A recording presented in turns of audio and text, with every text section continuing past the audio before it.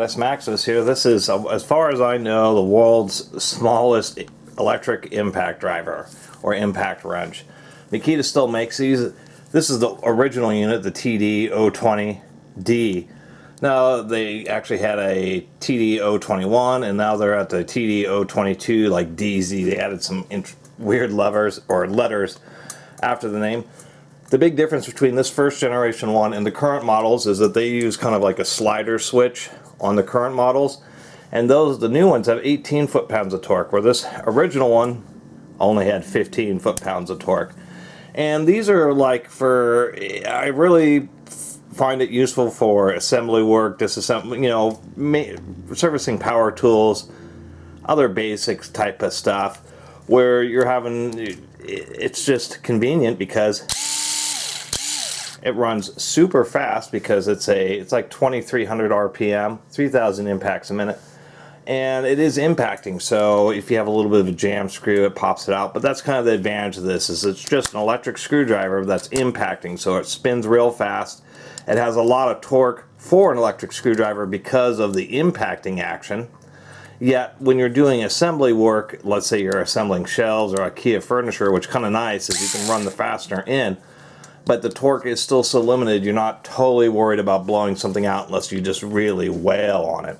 So that's kind of the deal. It has a little locking slide switch, so when you slide it forward, you can manually activate just a single little LED light, but at least it's there, and at least it has a lockout so it doesn't drain the battery. This is an old unit. I mean, original. These things came out, Makita dates their tools, and that is 2007. 15-year-old tool. Can't believe these have been around that long. This one has only been moderately used. I don't know if this is a 15-year-old battery that still has some life in it, or if it's been replaced, because unfortunately Makita doesn't date their batteries. We will take a quick look inside this. Other than that, not a lot else to say. It's just a very compact and small impact driver, and it's just always been kind of neat that Makita came out with this, and ever since I found this one just a few weeks ago, I've really enjoyed it. Actually, a long time ago when these came out, more than 10 years ago, I did buy one new, but I ended up returning it because I really couldn't afford it.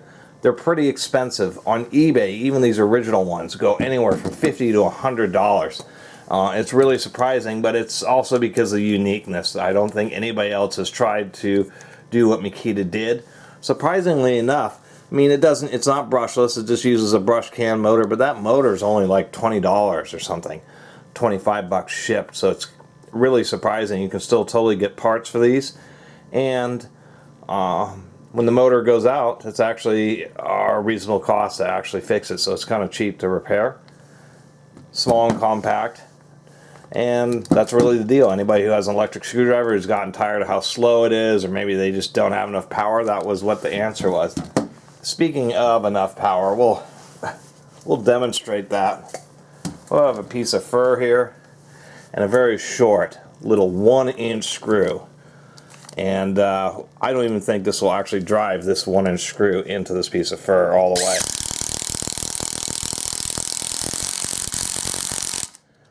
Actually, it did, but that's about the limits of this, is driving like little 1-inch screws. Do that again.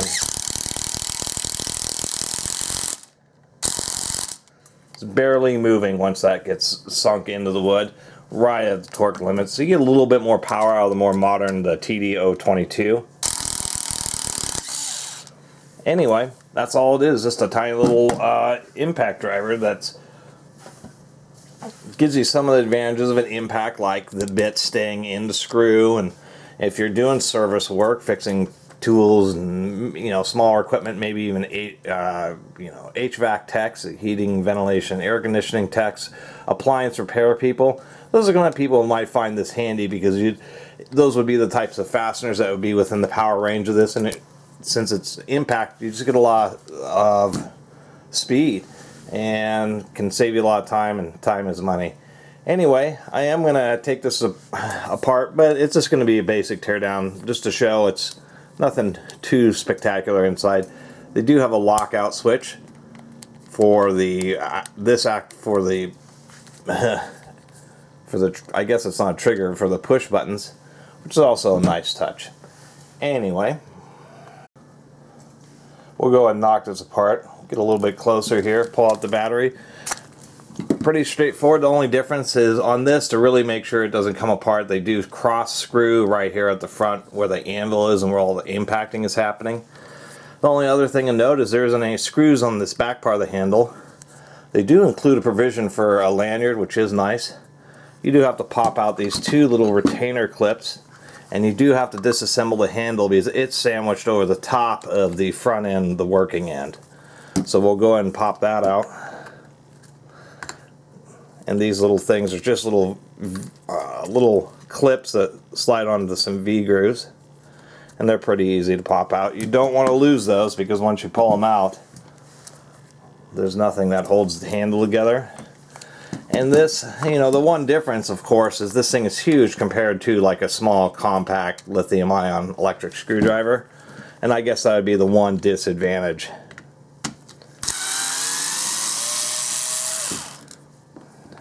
And this is a Makita tool, so a lot of people talk about GIS or Japanese Industrial Standard screws or fasteners, and they have just a particular standard for the shape.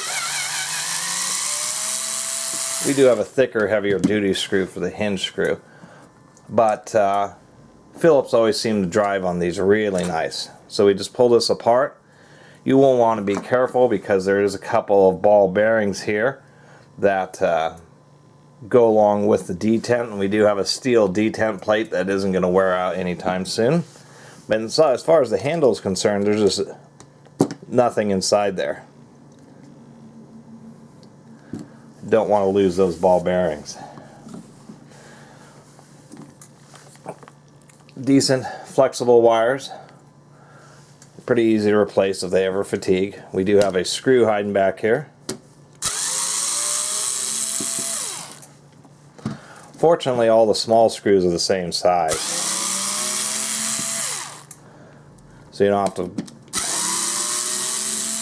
worry about keeping track. I think it's just these, there's three types of screws. There's the body screws, the hinge pin screw, and then there are these cross screws which actually thread in the middle.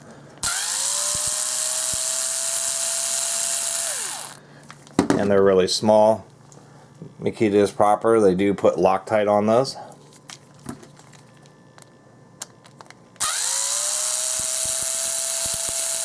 Actually, I probably need to remove both of them to get this apart. Oh, I do need to slice that label. Actually, I just decided to peel that label off. Kind of interesting. You can see how wide it normally was. Also, in the modern ones, they have these now in white, black, and the Makita teal color. So it's kind of interesting. They've expanded the colors on the new ones. Let's kind of ease this case apart here.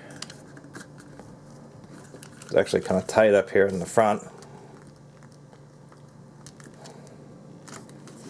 Come on now.